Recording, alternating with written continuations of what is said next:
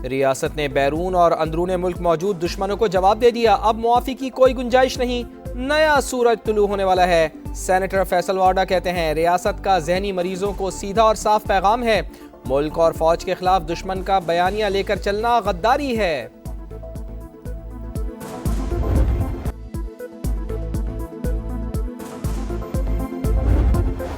बानी पीटीआई जहनी मरीज और ज़ात का कैदी, बयानिया कौमी सलामती के लिए ख़तरा बन चुका, मैं नहीं तो कुछ नहीं की सियासत ख़त्म हो चुकी, तुम समझते क्या हो अपने आप को, तुम हो कौन और किसकी ज़बान बोल रहे हो। बगैर किसी इबाहम के वाजे करना चाहते हैं कि अब किसी का बयानिया नहीं चलेगा। DGISPR का दो टुक पैगाम, कहा सियासी शोबदेबाजी का वक्त ख़त्म, जो अपनी फ़ौज पर हमला करता है क्या वो किसी और की फ़ौज के लिए स्पेस बनाना चाहता है। जहनी मरीज की बीमारी की अलामत आपने पहले भी देखी थी, वो समझता है अगर मैं इक़्तिदार में हूं तो जमहूरियत नहीं तो आमरियत है, उसकी सियासत या ज़ात रियासत से बढ़कर नहीं हो सकती। ये समझता है पाक फ़ौज में जो बंदा है वो गद्दार है, कहता है इस क़यादत को टारगेट करो जो 8 गुना ज़्यादा मजबूत फ़ौज के सामने खड़ी हुई, पाक फ़ौज या उसकी क़यादत पर हमला बर्दाश्त नहीं करेंगे। इसका बाप भी फ़ौज और अवाम में दरार नहीं डाल सकता। तुमने अपने बेटों को तो बाहर मुल्क में रखा हुआ है, उन्हें खवारिज के सामने खड़ा करो फिर बयानिया बनाना।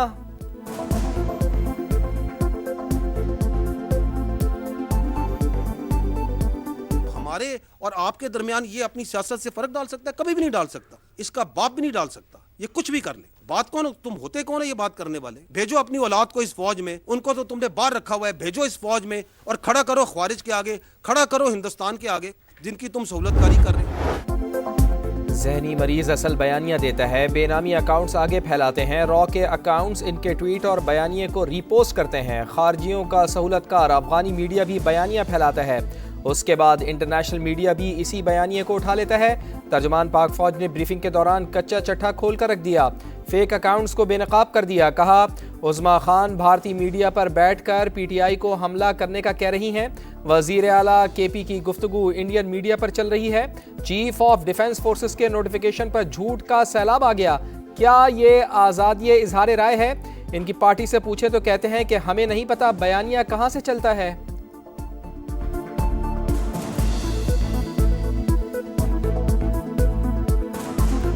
अभी ये CDF की आपने नोटिफिकेशन है, हर 10 मिनट 15 मिनट घंटे बाद कोई इधर बैठा वीलॉग कर रहा है, ये हो गया फलाना हो गया, कभी किसी ने किसी को वाइस चीफ डिक्लेयर कर दिया कि भाई ये वाइस चीफ बन गया है, ये अभी प्रमोट हो गया है। तो यार तुम्हें क्या ऑब्सेशन है फौज के साथ? CDF की नोटिफिकेशन के ऊपर तो एक सैलाब था झूठ का और प्रोपेगेंडे का जो इन्होंने शुरू किया हुआ है। ये आज़ादी इज़हार राय है।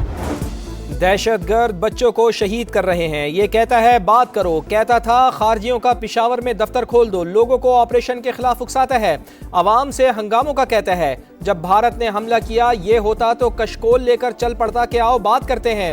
इन्होंने ही कहा था फौज लड़ नहीं सकती लेकिन फौज ने लड़कर दिखाया। तर्जुमान पाक फौज की धुआंधार प्रेस कॉन्फ्रेंस, बोले क्या पाकिस्तान की सिक्योरिटी गारंटी काबुल से मिलेगी? हम हक पर हैं और हक पर ही रहेंगे, रियासत के तहफ़्फ़ुज़ की कसम खा रखी है, रियासत सुप्रीम और हम इसका हिस्सा हैं, अब झूठ और फरेब का कारोबार नहीं चलेगा। 3 दिन पहले एक मुलाकात होती है, उस मुलाकात का जितना पिरमाइस बनाया जा रहा था वो बनाया जा रहा था ह्यूमन राइट्स पे, वो बनाया जा रहा था बीमारी पे। बाहर आती है कोई बीमारी की कोई वो सारी बातचीत जो सी है वो आपकी फौज के शान में कसीदा लेके आ जाता है। तो ये कौन सी मुलाकातें हैं? ये कौन सा आइन, कौन सा कानून, कौन सा रूल इस मुलाकात को तहफ़्फ़ुज़ कर सकता है? एक मुलाकात को इंसानी हुकूक और बीमारी से जोड़ा गया, मुलाकात के बाद बीमारी का जिक्र तक नहीं था। ये कौन सा कानून है जिसमें मुजरिम से मुलाकात को अपना हक कहा जाए? इनके पास एक सूबे की हुकूमत है, उस पर क्यों नहीं करते? मनशियात और दहशतगर्दी के गठ जोड़ पर बात क्यों नहीं करते? DGISPR के सख्त सवालात, प्रेस कॉन्फ्रेंस में बोले सियासी सरपरस्ती में दहशतगर्दों की सहूलतकारी की जाती है, क्राइम और पॉलिटिकल गठ जोड़ के खिलाफ जाने वालों पर हमला कर दिया जाता है, टेरर, क्राइम, नेक्सस, मनशियात, नॉन कस्टम पेड गाड़ियों और अगवा बराए तावान समेत बेतहाशा चीज़ों पर मुश्तमिल है। दहशतगर्दी से छुटकारे के लिए नेशनल एक्शन प्लान पर अमल दरामद लाजिम, गवर्नर आज का फैसला हुकूमत का होता है, हमारा कोई लेना देना नहीं।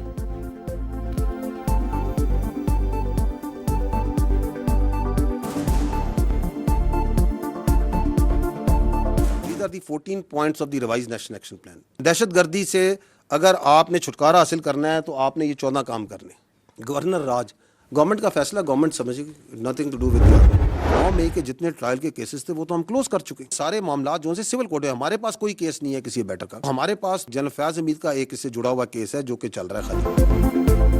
9 मई अफवाज पाकिस्तान का नहीं है, कौम का मुकदमा। मंसूबा साजों के मुकदमात फौजी अदालतों में नहीं, हम तमाम मुकदमात बंद कर चुके। फैज हमीद केस के अलावा कोई मुकदमा हमारे पास नहीं, तमाम केसेस अब सिविल अदालतों में हैं। ताखीर से मुताल्लिक सवाल वजीर कानून या अटॉर्नी जनरल से पूछा जाए। समा के सवाल पर तर्जुमान पाक फौज का जवाब, कहा कोई भी मुल्क अपनी अफवाज के शुहदा की यादगारों पर हमलों की इजाजत नहीं देता। सोशल मीडिया पे और इलेक्ट्रॉनिक मीडिया पे अफवाहें फैलाने वालों को आज कौम के सामने शर्मसार होना चाहिए। दुश्मन जो है वो घबराएगा इस चीज़ से कि पाकिस्तान ने स्ट्रक्चरल चेंजेस करके और एक यूनिफाइड कमांड की है तमाम फोर्सेस की। अफवाहें फैलाने वाले शर्म करें, कौम से माफ़ी मांगे। वफाकी वजीर इत्तलात अताउल्लाह तारड़ कहते हैं फील्ड मार्शल की बतौर चीफ ऑफ डिफेंस फोर्सेस तकर्रुरी से मुल्क का दिफा मजीद मजबूत हो गया। दुश्मन अब पाकिस्तान की स्ट्रक्चरल तब्दीलियों से घबराएगा। तमाम फोर्सेस की एक मुत्तफ़िका कमान होगी। वज़ीर दफ़ा ख्वाजा आसिफ कहते हैं जिन फातिहीन ने मुल्क को तारीख साज फतह से नवाजा, आज कौम उन्हें एजाज़ से नवाज रही है। खैबर पख्तूनख्वा काबीना ने 9 और 10 मई के केसेस ख़त्म करने की मंजूरी दे दी। वज़ीर आला सुहेल आफरीदी की ज़ेर सदारत इजलास, 9 मई वाक़यात की तहक़ीक़ात के लिए कमेटी तश्कील देने की भी मंजूरी। खैबर पख्तूनख्वा में 300 से ज़्यादा मुकदमात दर्ज हुए। PTI वज़रा समेत अरकान कौमी और सूबाई असम्बली भी नामज़द।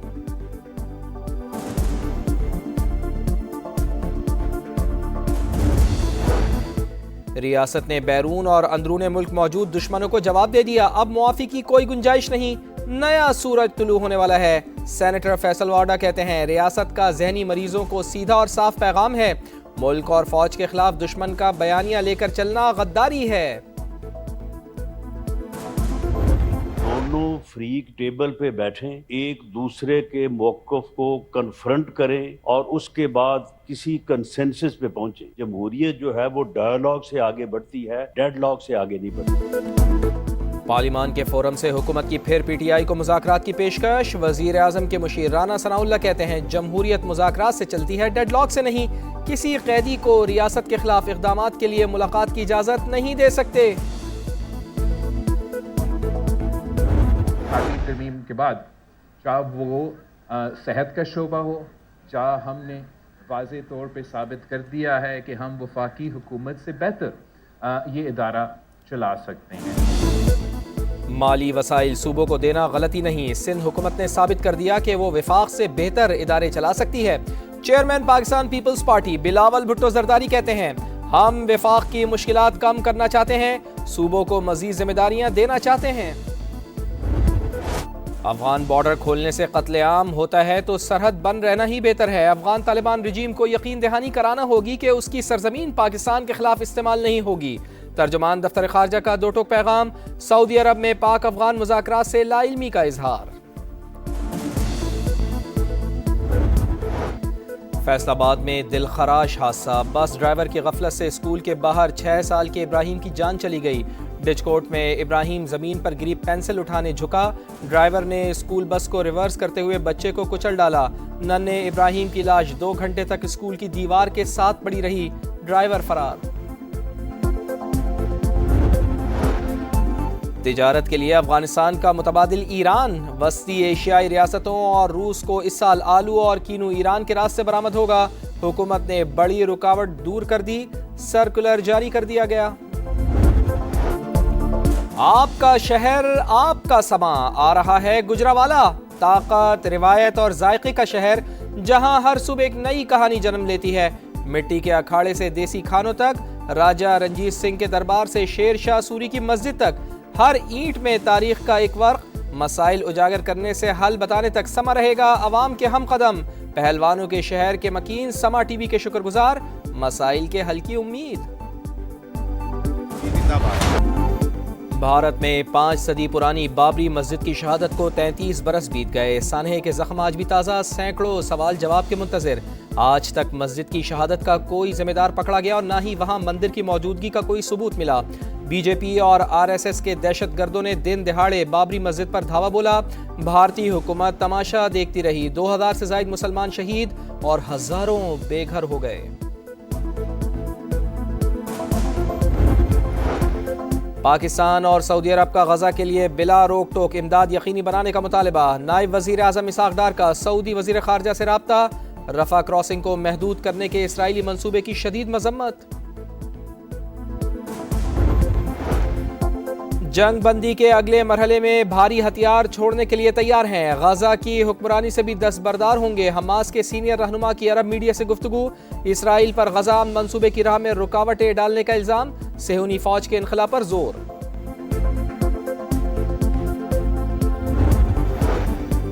पाक भारत जंग समेत 8 तनाज़ात हल करवाए। गजा में जंगबंदी और मशरिक़ वुस्ता में आम के लिए अब्राहम मुआहिदा करवाया। Federation of international football federation अमरीकी सदर डोनाल्ड ट्रंप की काविशों की मोतरफ। वर्ल्ड कप ड्रॉज की तकरीब में सदर डोनाल्ड ट्रंप को पहले फीफा अमन अवार्ड से नवाज दिया।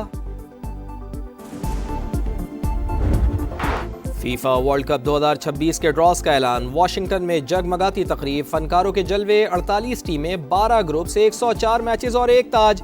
Mexico group A, Canada B और अमेरिका ग्रुप डी में शामिल। अमरीकी सदर डोनाल्ड ट्रंप, मैक्सिको और कनाडा के वज़राए आज़म भी तकरीब का हिस्सा। फीफा वर्ल्ड कप अगले साल 11 जून से 19 जुलाई तक अमेरिका, मैक्सिको और कनाडा में होगा। इफ्तिताही मैच 11 जून को मैक्सिको सिटी में शेड्यूल। टाइटल फाइट 19 जुलाई को न्यूयॉर्क में होगी।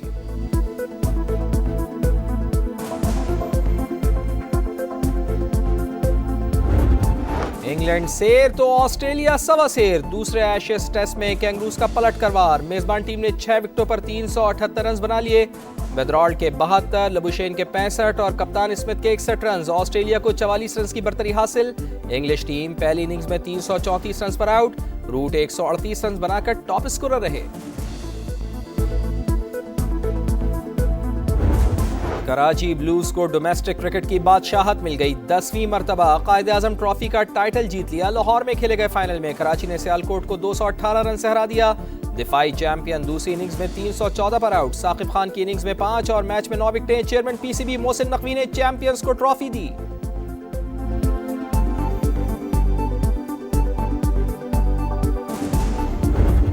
ख़वातीन खिलाड़ियों में किसकी कितनी कमाई। सालाना आमदनी में पहली तीनों पोजीशंस पर टेनिस स्टार्स का कब्जा। कोको गॉफ मुसलसल तीसरी बार नंबर 1। 2025 में $31 मिलियन कमाए। सबलंका का दूसरा, एगा श्यांतिक का तीसरा और चीनी स्कीयर एलन गॉय का चौथा नंबर।